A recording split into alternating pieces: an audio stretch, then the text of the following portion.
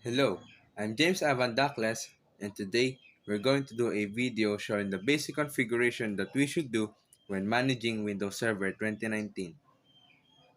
In any kinds of IT setup, server is classified as one of the most essential components. This must be properly managed and configured to ensure corporate effectiveness. Also, server is the primary hub of a network that promotes communication and interaction by connecting all IT devices that rely on one another to function properly. In this process, we need to adjust our server time, disable Windows Auto Update and set it to manual, disable IPv6 and set static IP address, subnet mask, default gateway, your preferred DNS server, and the last one is the name of this computer. But before that, let us boot up first our machine.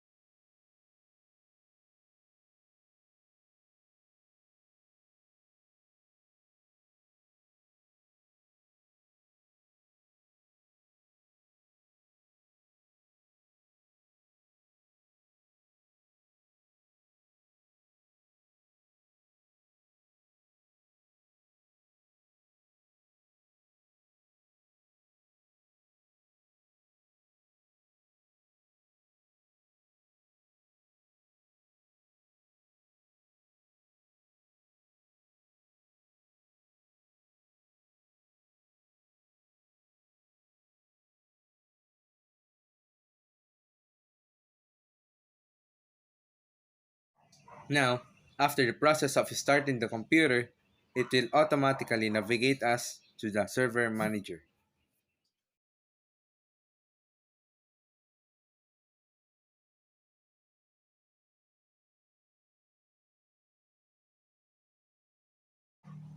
As the server manager opens, we can see three options in the left side of our screen. Those options are the dashboard, local server, and all server. Just click for the local server. After clicking this option, we can see a lot of information displayed now in our screen. This is the part where the real configuration comes in. First is setting up the correct time for our server. In able for us to do that, look for the hyperlink near the time zone text. Once we find the blue text or the hyperlink next to the time zone, press it once and a pop-up window will appear. Here, we will change the time of our server by changing the location of the time zone because its default is synced with the United States time. Now, we will replace it with Beijing, China, since it is the closest place to our country. Also, as an additional information for everyone, we changed the time of our server by using the change time zone feature rather than manually setting it up, enable for the machine to run in a synchronized time. And it is important for the machine to run in synchronized time for some security reasons, which will be discussed in our next videos. So back to the topic. As we have already set our time correctly, press OK, OK, and we are done with our first task, which is changing the time of our machine. So let's now proceed into the next one, which is disabling Windows Auto Update and setting it to manual updates. In this task, we're just going to click the hyperlink beside the Windows Update text. After that, settings will appear in our screen and will display the pending updates and pending installation in our server. Therefore, we can conclude that the Windows Auto Update is enabled. To disable the auto updates and set it to manually, we just need to search for sconfig in the search bar of our server, then run the program. A PowerShell window will appear. We just need to enter option 5 to change the Windows Update configuration, and then type letter M to set the execution of the updates to manual. And a message will be displayed indicating that Windows Update is set to manual mode. Click on OK to close this message. Then we can now close the terminal by typing in number 15. And we are done. We have successfully disabled Windows Auto Update and enabled manual mode of updates. Let us now proceed into our next task. which is disabling IPv6 protocol and setting up static values in IPv4. To do this configuration, click the hyperlink next to the Ethernet section.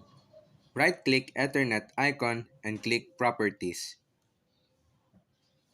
Untick the checkbox indicating Internet Protocol version 6 and double-click Internet Protocol version 4. After that, set your static IP address, subnet mask, gateway, and preferred DNS server for your local network. After setting static values, press OK, OK, and close the Ethernet pop-up tab. After that, we have successfully set static values to the server's IP address, subnet mask, default gateway, and preferred DNS server. We can now move on to our last task, which is changing the name of our server. For us to do this configuration, click the hyperlink next to the computer name. Click Change. Input the computer name you like in computer name field and click OK. After saving the changes that we have done in computer name, the machine will ask for a restart. Just press OK and restart now, then our server will reboot on its own.